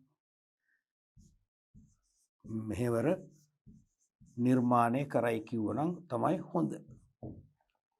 මේක ආයතනයේ සමස්ත කාර්යභාරය සම්පින්ඩනය කර දක්වන ප්‍රකාශයේ දෘෂ්ටිය වෙනවා. කෙලිම නිර්වචනය කරලා තියෙනවා. මේකට හරි. මේ වෙනස පැහැදිලි කරන්න කියන ප්‍රශ්නේ මේක හරි. වෙනස පැහැදිලි කරන්න කියන ප්‍රශ්නේ මේක හරි. තේරුණාද? වෙනස පැහැදිලි කරන්න කියන ප්‍රශ්නේ මේක හරි. තේරුණානේ? මෙතනට හරි මේක. මෙතනට හරි. මෙතනට ගැලපෙන්නේ නැහැ. මෙතනට යන අනිවාර්යයෙන්ම මොකද වෙන්න ඕනේ? අනිවාර්යයෙන්ම මේ වගේ වෙන්න ඕනේ. සම්බන්ධ පැහැදිලි කරන ඍජු සම්බන්ධයක් ඇත. සිරුකාරයෙන් සම්පින්ඩනය කරමින් දැක්ම නිර්මාණය කළ පසු ව්‍යාපාර කුමද්ද තහවුරු වන පරිදි පුළුල් ආකාරයෙන් දැක්ම විස්තර කිරීමෙන් මේක නිර්මාණය කරනවා කියලා අදහස් තමයි ලියනවා. හොඳම උත්තරය ඕකයි. තේරෙනවද? අපි ඊළඟ ප්‍රශ්නට යමු. ප්‍රෝමිලකන් 2 ප්‍රශ්නේම අවුරුද්දෙම ඇතැම් විට සැලසුම් අසාර්ථක වේ. මෙසේ වීමට හේතු කවරේද? සැලසුම් කියද්දි මිතිම දන්නවනේ. කළමනාකරන ඒකකේ පළවෙනි කළමනාකරන මූලිකාංගය. මූලිකාංග 4 මොනවද? සැලසුම් කරණයෙන් අහන ප්‍රශ්න. සැලසුම් කරණය සැලැස්ම ගැන අහනවමයි නිරන්තරයෙන්ම අහනවා. එතකොට මේ ප්‍රශ්නේ කීප සැරයක්ම ඇහුවා. මොකද කළමනාකරණය ගැන හදාරනකොට කළමනාකරණයේ පළමු මූලිකාංගය වන සැලසුම් කරණය ගැන අපි හදාරනකොට අවබෝධයෙන් ඉන්න ඕනේ සැලසුම් අසාර්ථක වෙන්න පුළුවන්. සෑම සැලැස්මක්ම සාර්ථක වෙන්නේ නැහැ. එහෙනම් සැලසුම් අසාර්ථක වෙන්නේ ඇයි කියලා අපි හඳුනගෙන හිටියොත් තමයි මොකද කරන්න පුළුවන්. සැලසුම් අසාර්ථක වෙන්නේ ඇයි කියලා හඳුනාගෙන හිටියොත් තමයි සැලසුමක් අසාර්ථක නොවන පරිදි සකසා ගන්න පුළුවන් වෙන්නේ. හවුද නැද්ද? අසාර්ථක වෙනවා. ඒ වෙන්නේ මෙන්න මේ වගේ වීක් පොයින්ට් වලින් කියලා අපි දැනගෙන හිටියම අපිට පුළුවන් සාර්ථකත්වය කරා යන්න. තේරුණානේ? රයිට්. එමනම් නිරන්තරයෙන්ම විභාගයට අහන්නේ ඒකයි. දැන් විට සැලසුම් අසාර්ථක වේ. හේතු ගොඩාක් තියෙනවා. දැන් මේකේ කරුණු තුනට ලකුණු එක බැගින් ලකුණු 3ක් අපේක්ෂා කර මේ අවුරුද්දේ. නමුත් මේ දැන්වන විට සාමාන්‍යයෙන් කරුණු 4ක් අපේක්ෂා කරන 4ටම දෙන ලකුණු 2යි. ලකුණු භාගය බැගින් ලකුණු 2යි. මේ වගේ තනි ප්‍රශ්නයක් වශයෙන් දෙන්නේ නැහැ. ප්‍රශ්නේ කොටසක් වශයෙන් දෙන්නේ. තේරෙනවද? එහෙම නැත්තම් දැන් මෑත කාලේ අහලම නැහැ. ඇහුවොත් තනි ප්‍රශ්නයක් වශයෙන් අනිවාර්යයෙන්ම 8ක් අපේක්ෂා කර ලකුණු 4ම දෙන්න. ලකුණු භාගය බැගින්. 4කට 4ක් දෙන්න පැහැදිලිවම දැන්. තේරෙනවද? ඒ කාලේ වගේ දැන් ඒ කාලේ 3ට 3 දුන්නට දැන් ප්‍රශ්න පත්‍ර පවා පරිණත වෙලා. විෂය නිර්දේශ පවා දැන් මොකද වෙන්නේ?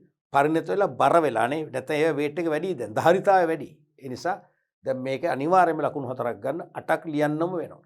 තේරෙනවද? රයිට්. පළවෙනි එක තමයි නිවැරදි හා ප්‍රමාණවත් තොරතුරු නොමැතිව සැලසුම් කිරීම. දැන් සැලසුමක් සකස් කරනකොට නිවැරදි තොරතුරු මත පදනම් වෙන්න බෑ. තේරෙනවද?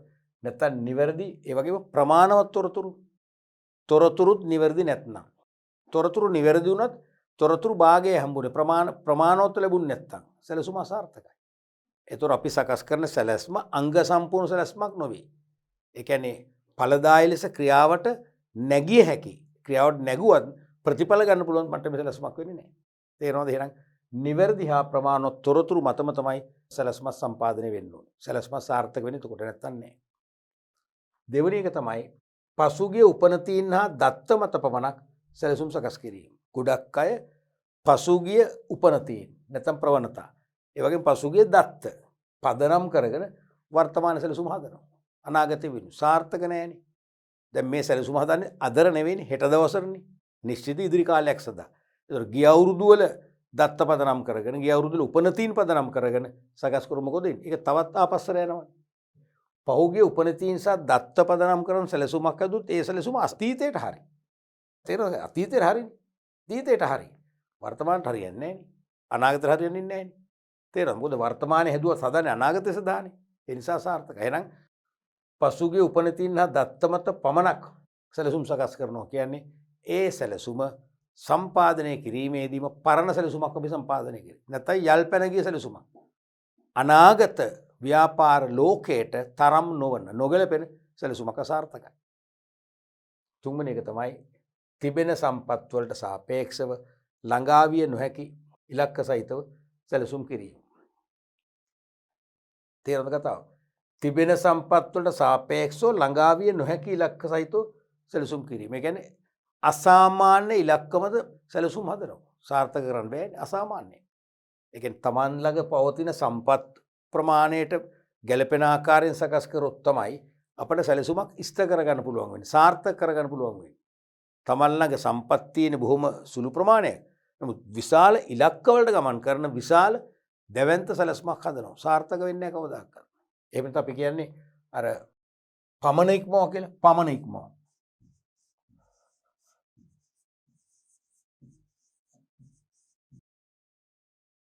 පමණ ඉක්මවා සැකසීම කියන්නේ ඕක තමයි.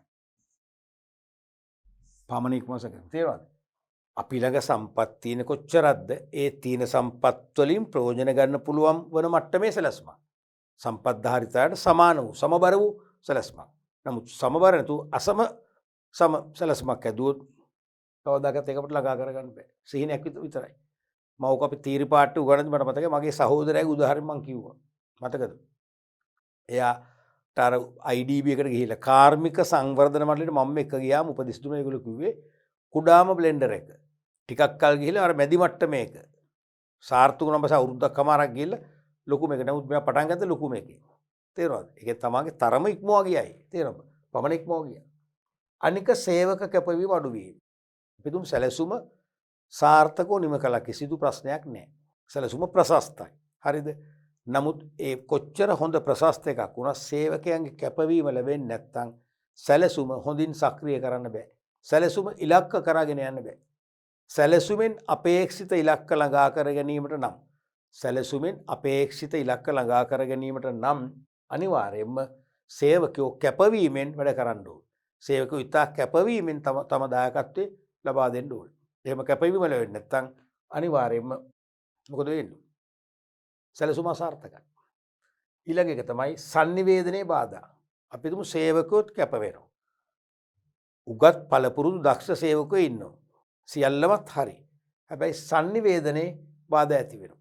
ඒ කියන්නේ ඉහළ සිට පහළ තනතුරු වලට යම් යම් අවස්ථාවල විටින් විට යම් යම් අදහස් යම් යම් නියෝග තේරෙනවද? යම් යම් දැනුම් දීම් කරන්න වෙනවා. ඒවා ගලාගෙන යන්නේ sannivedanaye බාධා නිසා. එහෙම නැත්නම් පහළ ඉන්න අයට උඩ ඉන්න කල්පනාකරුවන්ට යම් යම් තොරතුරු දැනුවත් කරන්න වෙනවා. යම් යම් ඉල්ලීම් කරන්න වෙනවා. ඒ තොරතුරු යන්නේ නැත්නම් මොකද වෙන්නේ? අන්න එක එක පුද්ගලයෝ අතර තනතුරු අතර මොකද වෙන්නේ? සමායෝජනයක් නැති වෙනවා. සම්බන්ධතාවයක් නැති වෙනවා. ඒත් අනිවාර්යයෙන්ම සැලසුම අසාර්ථක වෙනවා. අපි අපේක්ෂා කළ මට්ටමෙම ක්‍රියාත්මක කරලා ප්‍රතිඵල ගන්න බෑ. ඊළඟට සමෝදානය නැත්නම් සමායෝජනේ අඩුවීම. මේ සියල්ලම අපි හිතමු ධනාත්මකයි කියලා. දැන් නිතරම හිතන්න මේ දැන් මේ අපි උත්තර කීපයක් කිව්වනේ. ඊළඟ උත්තර හොයන්නේ කොහොමද දන්නවද? මේ ඔක්කොම අපි හොඳයි කියලා හිතන්නේ. මේ ඔක්කොම ධනාත්මකයි. දැන් මේ අපි ඍණ කිව්වේ. නිවැරදි හා ප්‍රමාණවත් තොරතුරු මත සැලසුම් සකස් කරනවා කියලා හිතන්නේ. පසුගිය උපනතීන්නේ වර්තමාන උපනතීන් හා දත්ත මත සකස් කරනවා. තිබෙන සම්පත් වල සාපේක්ෂව ළඟා විය හැකි ඉලක්ක පදනම් කරන් හදනවා. සේවක කැපවීම ඉතා ඉහළයි. sannivedanaye බාධාවකින් තොරව සිදු වෙනවා. ධනාත්මකයි. අන්න එහෙම ධනාත්මක නම් දැන් සැලසුම සාර්ථකද නැහැ. තවත් හේතු තියෙනවා කියලා හිතන්න. එතකොට තමයි එන්නේ. මොකද එකක් සමෝදානෙ නැත්නම් සමායෝජන අඩුවීම කෝඩිනේෂන් එක. සමායෝජනේ සාර්ථක නැහැ. සමායෝජනයේ ප්‍රමාණවත් ලෙස සිදු වෙන්නේ නැත්නම් අනිවාර්යයෙන්ම සැලසුම් කිරීම සාර්ථක වෙනවා. තේරුණාද? මොකද්ද සමායෝජනය කියලා කිව්වේ? සියලු අංශවල සියලු මට්ටම්වල සේවකයින් ඉලක්ක දෙසට මනවින් යොමු කරන්න ඕනේ. රැකියා පිරිවිතරය, රැකියා විස්තරය, නීති රීති, ක්‍රියාපටිපාටි භාවිතා කරමින් සියලු අංශවල සියලු සේවක කටයුතු ඉලක්ක දෙසට යොමු කරන්න පුළුවන්. ඒක තමයි සමායෝජනය. ඒක වෙන්නේ නැත්නම් අනිවාර්යයෙන්ම සැලසුම නාමික සැලසුමක් බවට පත් වෙනවා නැත්නම් අක්‍රීය සැලසුමක් බවට පත් වෙනවා. පැහැදිලිනේ? ඊළඟට සහයෝගීතාවය අඩුවීම. අපි දැන් හිතුව මේ සියල්ල හොඳයි කියලා සමායෝජනයත් හොඳින් කරනවා. සමායෝජනය දක්වම හොඳින් කරනවා. මේ ඔක්කොම දැන් මෙතන තියෙන ඍණනේ අපි හිතමු ධනාත්මකයි. මේ ඔක්කොම හොඳ නම් මොකද කියන්නේ සහයෝගිතාවය. ඒකත් අවශ්‍යයිනේ. ඕනෑම දෙයක් සාර්ථක වෙන්න නම් අනිවාර්යයෙන්ම ඒ දෙයට සම්බන්ධ සියලු මට්ටම් වල ඉහළ සිට පහළ පහළ සිට ඉහළට සහයෝගිතාවය අවශ්‍යයි. සහයෝගයෙන් මිත්‍රශීලීව එකට අත්වැල් බැඳගෙන වැඩ කරන්නට ඕනේ. එහෙම වැඩ කරන්නේ නැත්නම් අනිවාර්යයෙන්ම සැලසුමක් සාර්ථක වෙන්නේ නැහැ. ඕනම දෙයක එහෙමනේ තේරෙනවද? සමහර අවස්ථාවල ඕගොල්ලෝ යම්කිසි ක්‍රිකට් තරගයක් පවත්වනවා. ඒ ක්‍රිකට් තරගයේ ජය ගන්න පුළුවන් ද ඕගොල්ලන්ගේ සහයෝගිතාවය නැත්තම්? එක්කෙනෙක් කියන කැප්ටන්ට මෙයාට ඕවර් දෙන්න එපා. කැප්ටන් ඕවර් දෙනවා. මත ගැටුම් ඇති වෙනවා. හරි. ඔයාලා ඕවර් දෙකක් කරගන්න ඕක කියලා මොකද කරන්නේ? නෑ යටම දෙන්න කියලා නිකන් ඉන්නවා. දැන් පන්දු වාරයක් කරන් දුන්නත් කරන්නේ නැහැ කේන්තියට. හිතන්නේ. එහෙම බෑ. අනිවාර්යයෙන්ම නායකයාගේ අරට කීකරු වෙලා සහයෝගයෙන් 11 දෙනාම එක ටීම් එකක් වශයෙන් එක්කෙනෙක් වශයෙන් වැඩ කරොත් තමයි තරගය ජයග්‍රහණය කරන්න පුළුවන්. ඒ නිසා සහයෝගීතාව අත්‍යවශ්‍යයි. සේවකයින් අතර සහයෝගීතාවය නොමැති කල සැලසුම අසාර්ථකයි. ඊට අපි හිතමු ඒකත් ධනාත්මක කියලා හිතන්නකෝ. තවත් තියෙන මොනවද? බාහිර පරිසරය වෙනස් වීම. දැන් මේ පවතින පරිසර තත්වයටනේ සැලසුම හදන්නේ. මේ පවතින පරිසර තත්වය වෙනස් වෙලා ඉදිරියේදී සංකීර්ණ පරිසරයක් වුණොත් මොකද වෙන්නේ? මේ සැලසුම බ්ලොක් වෙනවා. මේ සැලසුම හැදුවේ වර්තමාන පරිසරය සහ අනාගත උපකල්පිත පරිසර තත්ත්වයන් හිතලානේ. නමුත් අපි උපකල්පනය කළ සීමාවත් ඉක්මවා පරිසරේ වෙනස්කම් ඇති වුණොත් මේ සැලසුම මොකද වෙන්නේ? එහෙනම් ඒ පරිසරයට ගැලපෙන්නේ යල්පැනගේ සැලසුමක් වෙනවා අසාර්ථකයි. ඊළඟට නිරන්තරයෙන් සොයන බැලීම. අනිවාර්යයෙන්ම සැලසුමක් සකස් කරලා තේරෙනවද? සැලසුමක් සකස් කරලා අපි හිතනවා ඒ සැලසුමක් තියෙන නිසාම ඒක සාර්ථක වෙනවා. ඒ නිසා ප්‍රශ්නයක් නැහැ. එහෙම බෑ. ගොඩක් වෙලා හිතනවා මේ සැලසුමක් තියෙන නිසාම සැලසුම් කළ විදියටම සාර්ථක වේවි කියලා අපි උපකල්පනය කරලා අපි නිරන්තරයෙන් සොයා බැලීම් කරන්නේ. අධීක්ෂණ කටයුතු කරන්නේ. සමහර සේවකයන්ට අවශ්‍ය තොරතුරු සපයන්නේ. මඟ පෙන්වීම කරන්නේ. ඇයි අපි හිතනවා සැලසුමක් තියෙනවනේ. ඒකේ විදිහටම ඉෂ්ට වෙයි. ඒ නිසා ප්‍රශ්නයක් නැහැ. අන්න ඒතර තමයි වර්ධක තමයි මේ අදහස් කරන්නේ. නිරන්තරයෙන්ම සොයා නොබැලීම කියන්නේ ඒකයි. මොකද්ද? ඒ ආකාරයෙන්ම සැලසුම් කළ ආකාරය. ඒ ආකාරයෙන්ම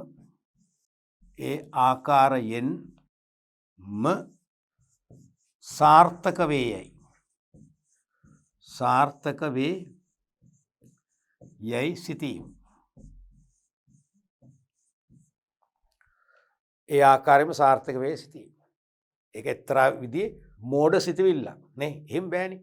අපි හිතන්න නිතරම අපි කොච්චර හොඳින් සැලසුම් කළත් මේකේ යම් යම් ප්‍රශ්න මතුවෙන්න පුළුවන්. අපි කියන්නේ ඇලර්ට් එකේ ඉන්න ඕන කියලා නිතරම අපි වරින් වර හැවිලා අපි නිරීක්ෂණය කරන්න ඕන. සමීක්ෂණය කරන්න ඕන. සොයලා බලන්න ඕන. තේරුණාද? සොයලා බලලා දුර්වලතා මතුවුනොත් අග්ගාලයකට පිළියම් යොදලා ඒක නැති කරලා සැලසුම සාර්ථකව ඉස්සරහට ගෙනියන්න පුළුවන්කම ලැබෙනවා.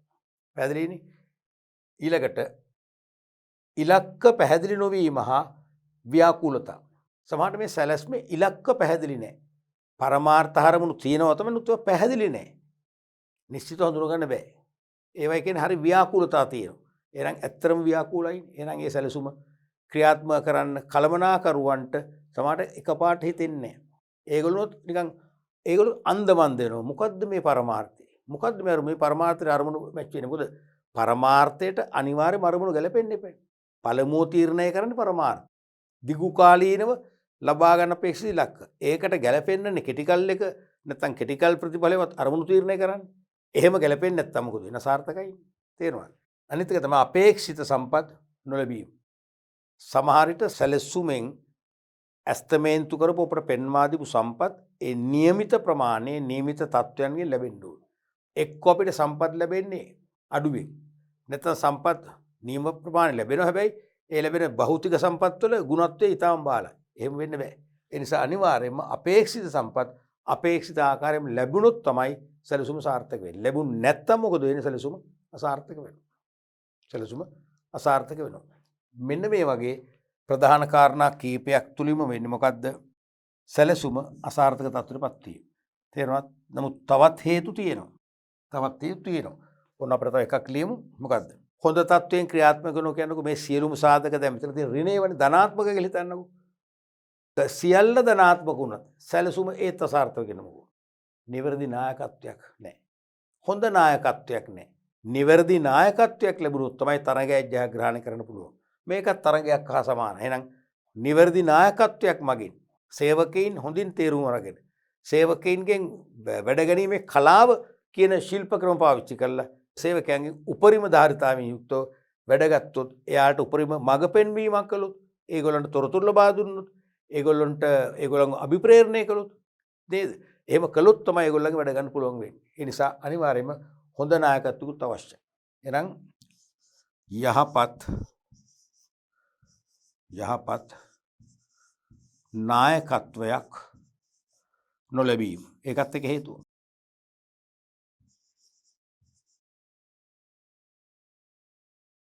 පැහැදිලිනේ? අපි ඊළඟ ප්‍රශ්නට යමු. රෝමිලක්කන් 3 ඒ අවුරුද්දේ මහව ප්‍රශ්නය. සංවිධාන සටහනක් තුළින් පිළිබිඹු වන්නේ කුමක්ද? සංවිධාන සටහනක් තුළින් මතකද? මොකද්ද සංවිධාන සටහන කියන්නේ? සංවිධාන සටහන කියනකොටම ඔබට හැඟීම් දැනීම් ඇති වෙන්නේ මේක මොන එකකින්ද අහන්නේ? මොන එකකින්ද? සංවිධානකරණය. කළමනාකරණයේ දෙවන උපාංගය වන සංවිධානකරණය ඕගනයිසින් කියන පාඩ එකෙන් තමයි අහන්නේ. ඒකද අපි කෝ සංවිධාන ව්‍යුහය සංවිධාන සටහන නිතරම අහනවා. ව්‍යුහගත ප්‍රශ්න වලටත් අහනවා, වාස්තික ප්‍රශ්න වලට දෙකටම අහනවා. සංවිධාන ව්‍යුහය සංවිධාන සටහන. Organisation structure and organizational chart සංවිධාන ව්‍යුහය. එකම කාසි දෙපැත්ත වගේ මතකද? කිසියම් ආයතනයක කාර්යයන් ඒ වගේම තනතුරු ඒ වගේම බලතල. කාර්යයන් තනතුරු බලතල නැත්නම් බලතල වගකීමකුත් කවන්නේ. කාර්යයන් තනතුරු බලතල වගකීම. බෙදී ගොස් ඇති ආකාරයේ පිළිබිඹු කරන සැකිල්ලක් තමයි සංවිධාන ව්‍යුහයක් කියන්නේ. ඒ ලිඛිත සටහනකට නැගුවොත් අපි ඒකට කියනවා සංවිධාන සටහනක් කියලා. නැත්නම් කාර්යයන් තනතුරු බලතල වගකීම් බෙදී ගොස් ඇති ආකාරයේ පෙන්වුම් කරන ලිඛිත සටහනක් කිව්වනම් හරි සංවිධාන සටහනක් කියන එක. තේරුණාද? මතකයි නේද ඕගොල්ලන්ට? අපි මේ වගේ කළා.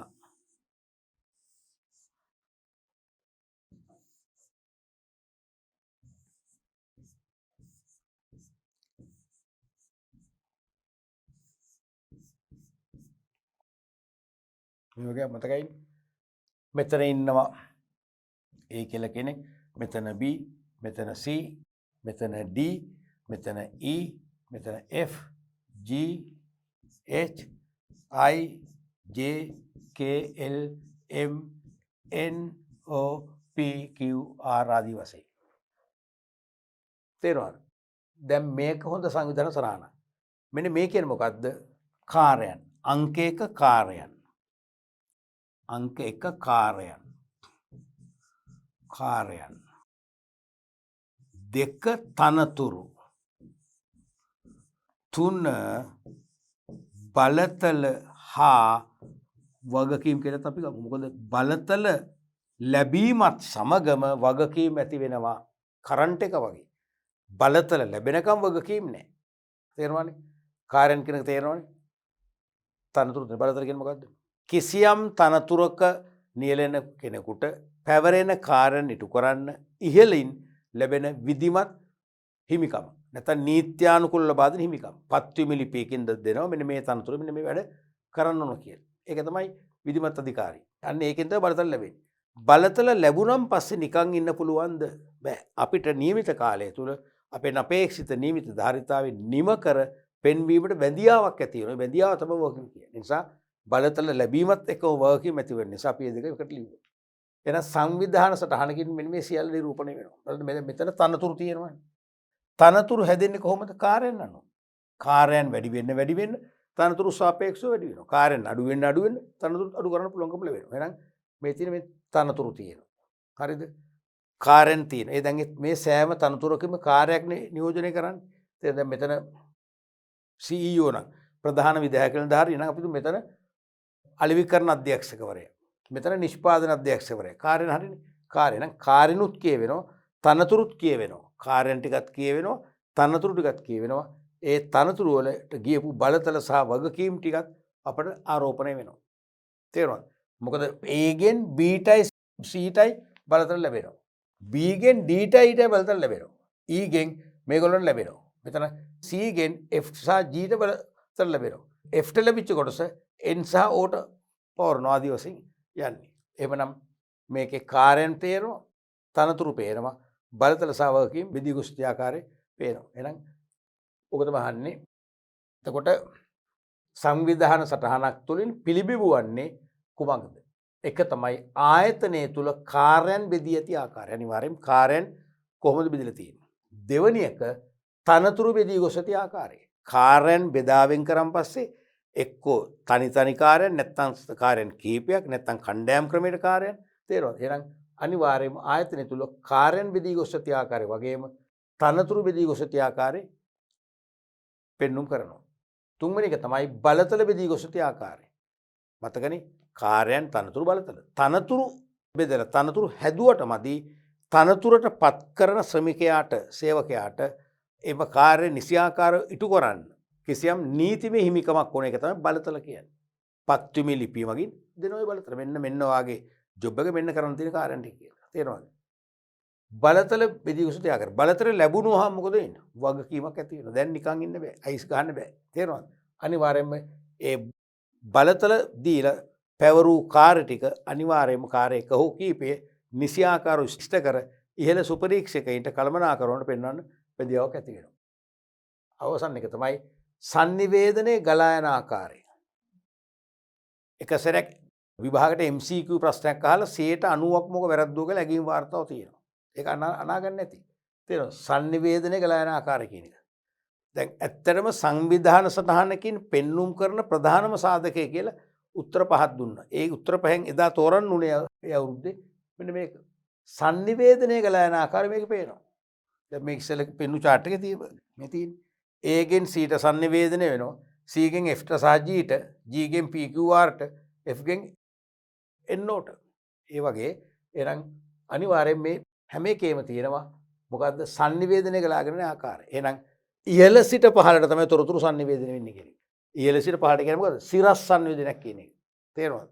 එහෙනම් ආයතනය තුල කාර්යන් බෙදී ඇති ආකාරය, තනතුරු ඒ අනුව තනතුරු බෙදා ඇති ආකාරය, එකම බලතල බෙදා ගොස් ඇති ආකාරය, අනිත් එක වගකීම් පැවරී ඇති ආකාරය. මොකද බලතල පැමිණීම සමගමට වගකීම් ඇති වෙනවා. තේරෙනවද? අනිත් එක තමයි sannivedanaya ගලා යන ආකාරය. මොකද තොරතුරු හුමාරු වෙන්නේ ඉහළ සිට පහළට. ශ්‍රමදාමේ ඉහළම තැන්වල ඉන්න අයගෙන් තමයි බලතල ක්‍රමානුකූලව මෙහෙට ගලන්නේ.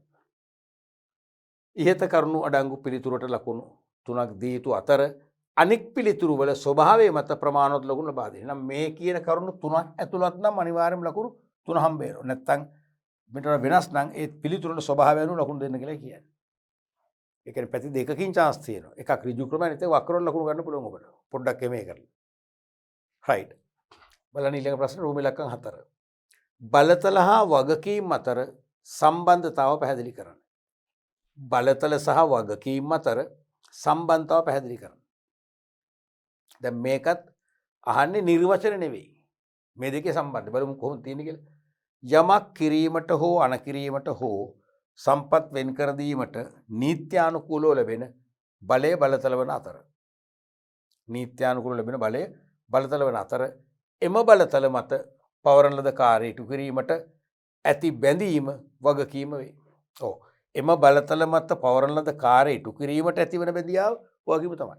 බලතල පැවරිය හැකි වුවද වගකීම පැවරිය නොහැක. බලතල පවරන්න පුළුවන්. වගකීම පවරන්න බෑනේ. දැන් මට ඔබට යම් කිසි රාජකාරියක් බාර දීලා මම මේක ඒක නිම කරන්න.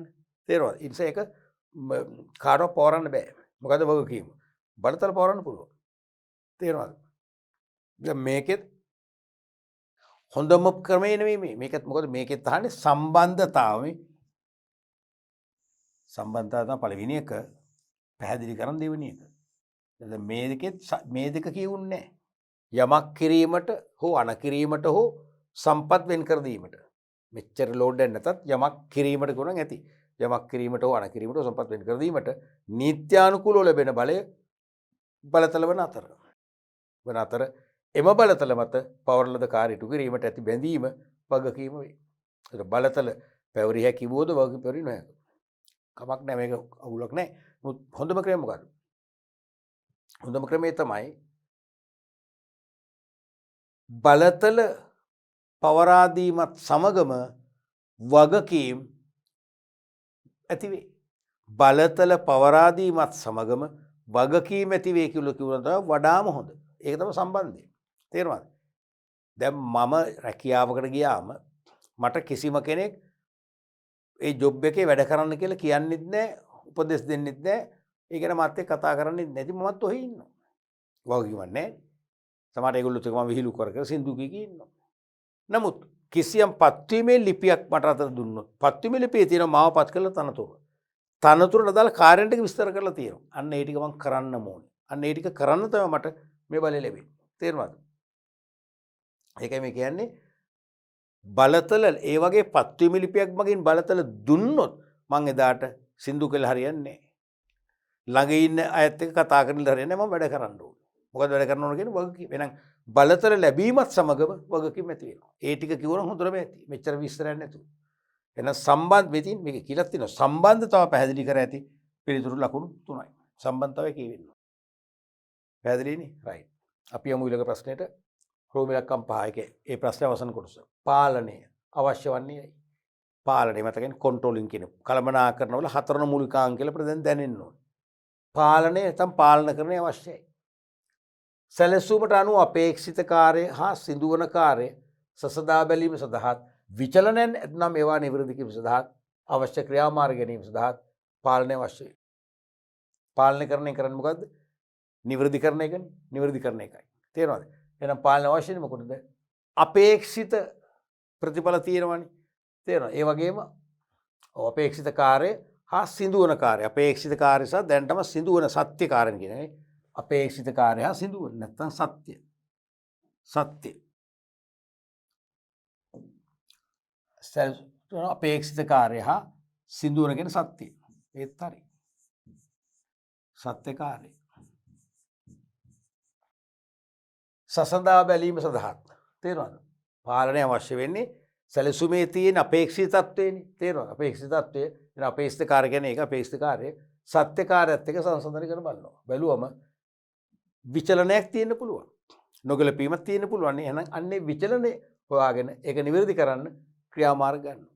ඒක තමයි ක්‍රියාමාර්ග ගන්නවා. ක්‍රියාමාර්ග කරගෙන නිවැරදි කර ගැනීමෙන් තමයි පාලන කරන අවසන් වෙන්නේ. එහෙනම් අපේක්ෂිත කාර්ය හා සිදුවන නැත්නම් සත්‍ය කාර්ය සසදා බැලීමටත් විචල නැත්නම් ඒවා නිවැරදි කර ගැනීමට තමයි පාලනය අවශ්‍ය වෙන ඕනම සංවිධානයකට. පැහැදිලිනේ? ඒ අනුව දරුවනේ අපි අද පාඩම් පරිච්ඡේදයනුත් බොහොම සාර්ථක විභාග ප්‍රශ්න කීපයක්ම සාකච්ඡා කරා. ඒ විභාග ප්‍රශ්නවල විවිධ පැතිකඩ මම ඔබට පෙන්නුවා. නේ? විශේෂ මතකනේ මේ අහන විදියට ඔබට පේනවා කළමනාකරණයේ ප්‍රධානම මූලිකාංග වලින් ප්‍රශ්න යොමු වෙනවා. හැම අවුරුද්දම වෙනවා. මූලිකාංග 4ම බොහෝ වෙලාවට සම්බන්ධ වෙනවා. නැත්නම් මූලිකාංග 2ක් හරි සම්බන්ධ කරගෙන ප්‍රශ්න අහනවා. තේරුණාද? ඒ වගේම දැන් ඒ සමහර ප්‍රශ්නවල අහන එකට නෙවෙයි උත්තරේ තිබුණේ. ඒ උත්තරේ සැකසීමේ අඩුපාඩු තිබුණා. නමුත් ඒ අඩුපාඩු නැති වෙන්න මම ඔබට කියලා දුන්නා. මම විකල්ප උත්තර කිව්වා. විකල්ප උත්තර ලියන විදිහ පෙන්නුවා. තේරෙනවද මොකද හේතුව? දැන් මේ ප්‍රශ්න නැවත අහනවා. මේ කවදාකවත් යල්පනින්නේ නැහැ නේ. හැබැයි මේ පිළිතුරු ලැබෙන එකක් නැහැ. අපි අර දන්න පිළිතුරු තමයි ලියන්නට ඕනේ. පැහැදිලිනේ? රයිට්. අපි ඊළඟ පාඩම් පරිච්ඡේදයෙන් තවදුරටත් මේ වගේ හොඳ ප්‍රශ්න විශ්ලේෂණයක යෙදিলা පිළිතුරු ලිවීමේ තාක්ෂණය ඔබට ප්‍රගුණ කරගන්න අවස්ථාව උදා කරන්න බලාපොරොත්තු වෙනවා.